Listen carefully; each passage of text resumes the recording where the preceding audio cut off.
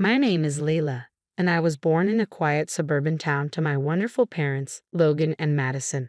My father worked for a local news channel, while my mother cleaned at the hospital. Though we weren't wealthy, our home was filled with love and contentment. Life moved along smoothly until I turned 14, when everything shifted in an instant. It was a rainy Tuesday evening when my parents were out at a dinner party, leaving me at home with my grandmother. I was lost in a cartoon when the phone rang, its shrill tone piercing the air. I'll never forget the cold shiver that ran through me as I heard my grandmother sobbing quietly in the kitchen. In the days that followed, confusion and sorrow blurred everything. My mother had died instantly in a car accident, and although my father survived, he was gravely injured, his legs permanently impaired. As he lay frail and broken in the hospital, my father whispered apologies, his voice thick with emotion. As a child, I couldn't understand his guilt. It wasn't his fault. An irresponsible drunk driver was to blame.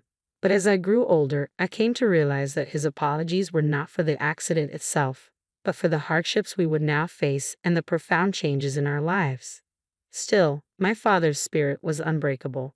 Once home and adjusting to life in a wheelchair, he threw himself into his work as a search marketing specialist for the city's major newspaper. His writing abilities remained as sharp as ever, unaffected by his physical limitations. As a teenager, I found strength in our close bond. We shared a love for classic films and lively debates over literature. He supported me through my academic challenges, and when it was time to head to college, he encouraged me to embrace new experiences at State University, where I chose to study forensic accounting. It was there I met Lucy, who quickly became my best friend. Through her, I met her second cousin, Aiden. He was compassionate and quick-witted with a sharp mind that matched my own. He accepted my family's situation without hesitation, and when he met my father, they bonded instantly over their mutual love of classic rock. Aiden's respect for how I managed my life and responsibilities filled me with quiet pride. College passed in a blur, and after graduation, life began to settle into place. I landed a job as a tax manager while Aiden became a commercial driver. Our relationship flourished, and 4 years later, Aiden proposed in the same park where we had shared our first date. Beneath the canopy of autumn leaves, I said yes with one important condition, that I could not leave my father, who still needed my care. Aiden, with a reassuring smile, accepted without hesitation, sealing our future with love and understanding. In sharing this story, it's clear that life's unpredictability can tear apart everything we know, but it can also stitch things back together in surprising, beautiful ways. Our current arrangement may have been unconventional, but I wouldn't change it for anything. We all live together quite comfortably now. My father's apartment is spacious enough for the 5 of us. Our wedding was intimate and beautiful. Despite being in a wheelchair, Dad insisted on rolling down the aisle to give me away.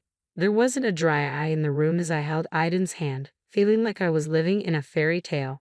But every fairy tale has its challenges, and mine came in the form of my mother-in-law, Natalie, and my sister-in-law, Ruby. From the start, it was clear they disapproved of me. During our first meeting, Natalie had asked, her face twisting in distaste, "So, your father is handicapped?" I corrected her calmly. "He's disabled, but he works as a search marketing specialist." "Oh," she said dismissively, clearly uninterested. "How nice." Her indifference stunned, but it wasn't as hurtful as when she later turned to Aiden and asked, "Are you sure about this? There are plenty of nice girls from reputable families." I felt a rush of indignation, but Aiden immediately stepped in. "Mom, Layla comes from a fine family too. Her dad's disability doesn't change that. I love her, and that's all that matters." His words quieted Natalie for the moment, but I could see her disapproval still lingering in her eyes. Ruby, following her mother's lead, was just as distant. After the wedding, Aiden moved in with Dad and me.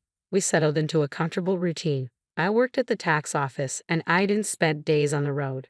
When he was home, we enjoyed meals together, but whenever Natalie and Ruby visited, the atmosphere in our home shifted. They paraded around as if they owned the place, barely acknowledging my father.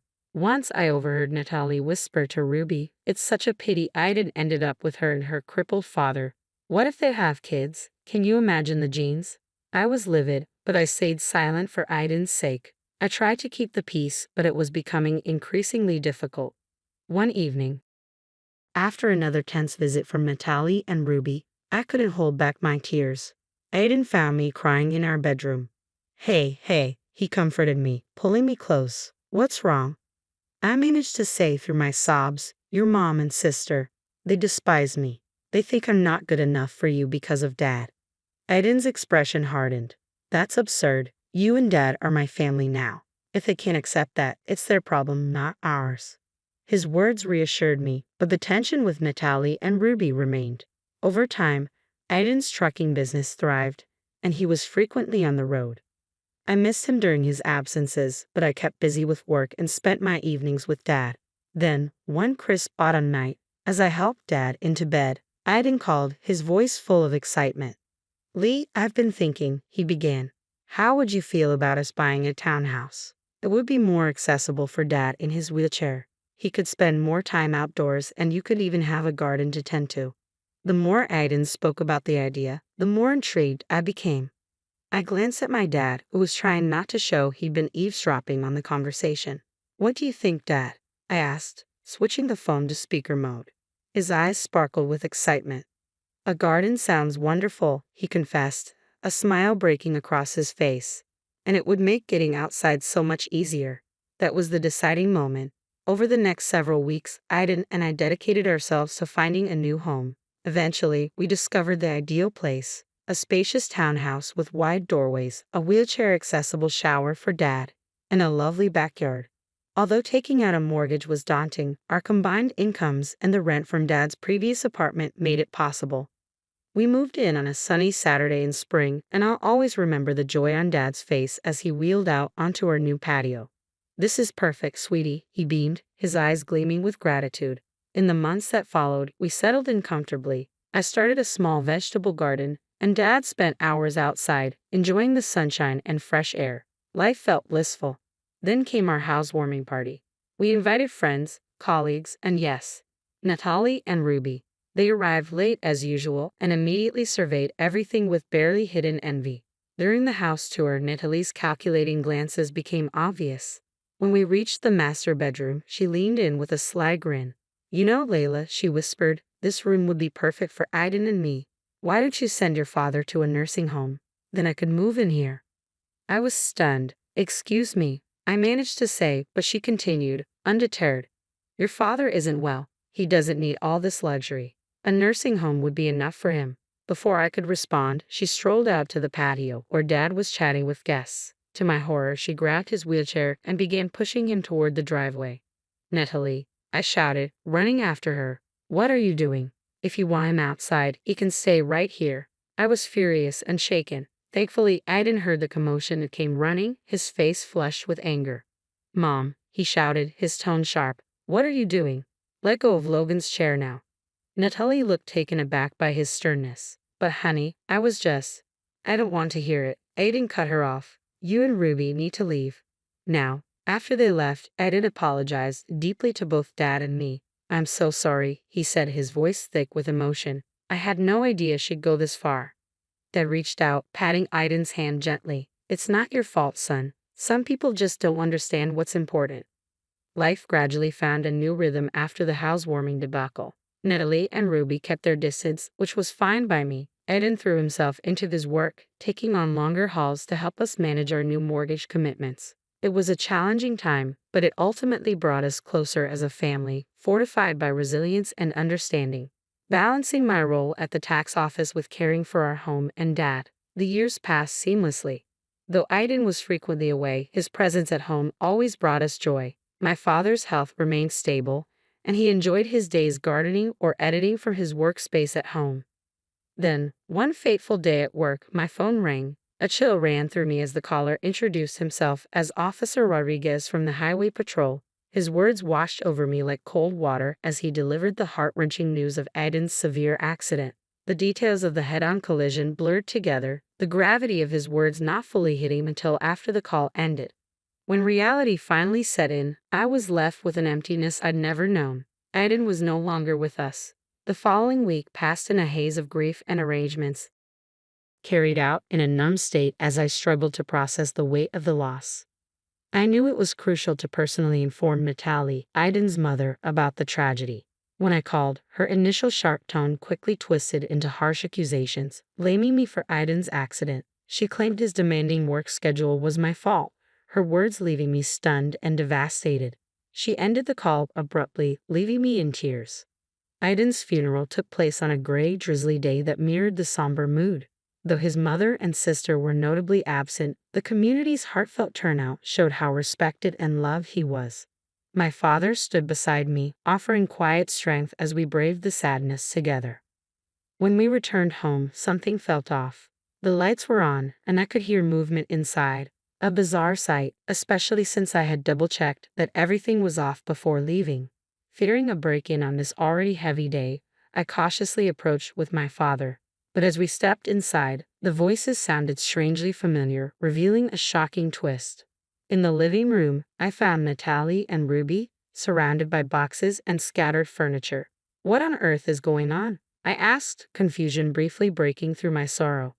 Natalie looked up, her expression a mockery of sympathy. "Oh, Leila, dear," she said smoothly, "we're just helping you pack. After all, you can't afford to stay here now that Aiden's gone." I was too stunned to respond at first. Ruby chimed in with a saccharine smile. "Don't worry, you can move back into your dad's apartment. It's nice and cozy." A surge of anger rose within me. "Get out," I said quietly but firmly, holding back the flood of emotions. "Get out of my house, now." Natalie looked genuinely surprised. "This house is ours now, along with all of Aiden's things. We're his family, after all." I held her gaze, defiant. "Funny, you didn't seem like family today at his funeral." "Oh, that's right, you weren't there." Natalie waved my words away dismissively. "We had other things to take care of. Now, be a good girl and start packing. We need this cleared out by tomorrow." The audacity left me speechless for a moment. They hadn't warned him, hadn't even shown up to honor him, yet they felt entitled to everything we'd built together. "I'm calling the police," I said, reaching for my phone. Natalie and Ruby exchanged a glance, clearly unprepared for resistance. "Layla," Natalie began, but I cut her off. "You have 5 minutes to leave before I call the cops. This is my home. Aiden and I bought it together, and you have no right to be here." My voice was unwavering, and something in my tone must have struck a nerve as they slowly gathered their belongings. Still, Natalie couldn't resist a final threat as they left. "This isn't over, Lila. Expect a call from our lawyers." The following days were a whirlwind of grief, anxiety, and endless paperwork as I began sorting through Aiden's affairs, wary of Natalie and Ruby's next move. About a week later, I received a call from a local law firm. My heart pounded as I answered, fearing it was the beginning of Natalie's legal threats. "Mrs. Aiden," a professional voice asked. "This is Anthony from Anthony and Partners. I'm calling regarding your late husband's will." "A will?" I whispered, taken aback. Aiden had never mentioned a will. "Yes, he came to us 4 months ago," Mr. Anthony continued. "He was very clear about his intentions." The next morning, I sat across from Mr. Anthony, anxiously waiting to learn the details of Aiden's will. He offered me his condolences and then opened the file. "As I mentioned, your husband drafted a will," he said, and began to read. "I, Aiden, being of sound mind, hereby bequeath all my worldly possessions to my beloved wife, Lila." I gasped, tears filling my eyes. Mr. Anthony continued, "This includes our home, my truck, and all our savings. It is my wish that Leila use these resources to care for herself and her father, Logan, whom I have come to love as my own. Even in death, Aiden was protecting us." Mr. Anthony handed me a letter from Aiden, and with trembling hands, I opened it. "My dearest Layla, if you're reading this, it means I'm gone. I'm so sorry for leaving you and Logan. Please know that you two were the best things that ever happened to me. I drafted this will because I knew the nature of my mother and sister, and I didn't want you to worry. I had to ensure that you and Logan would be safeguarded in case something happened to me. You and Logan are my true family, not them. Take good care of each other, live fully, and remember, I'll always be looking out for you. With all my love, Aiden." I held the letter tightly, my tears flowing freely. My father, by my side, placed a comforting hand on my shoulder, tears in his eyes as well. Mr. Anthony allowed us a moment to compose ourselves. Then he informed us that, because of the accident, Aiden's insurance would pay out the full value of his policy. "What does that mean?" I asked, still choked up. Mr. Anthony gave a gentle smile. "It means you'll receive enough money to clear your mortgage and more." As we left the office, a weight lifted from my shoulders. Aiden had indeed taken care of everything. But as we arrived home, I spotted a familiar car nearby. Natalie's sleek sedan. My heart sank. Natalie and Ruby were on our porch, but this time I felt fortified with Aiden's letter in my pocket and his love giving me strength. Layla, Natalie started, her tone overly sweet. We need to talk about Aiden's estate. I stood firm. No, Natalie, we really don't. Aiden left everything to me. It's all legal, and you know why? Because we were his family, not you. Now, please leave. You're trespassing. Natalie was momentarily speechless, and Ruby, looking uneasy, quickly tugged at her arm, urging her to retreat. They left, but I knew they wouldn't give up so easily. In the following weeks, I managed Aiden's affairs, and as promised, the insurance money arrived. It was enough to pay off our mortgage with a bit extra. One afternoon, while sorting through Aiden's things, I discovered a journal in his desk.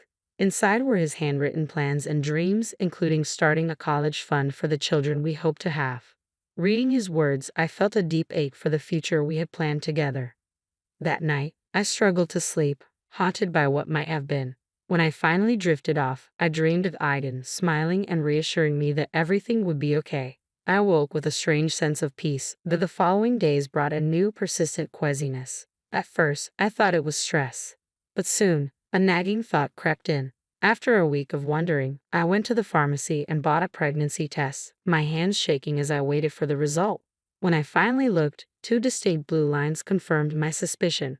Overwhelmed, I collapsed onto the bathroom floor, a storm of joy, fear, grief, and hope washing over me. My dad knocked, his voice concerned.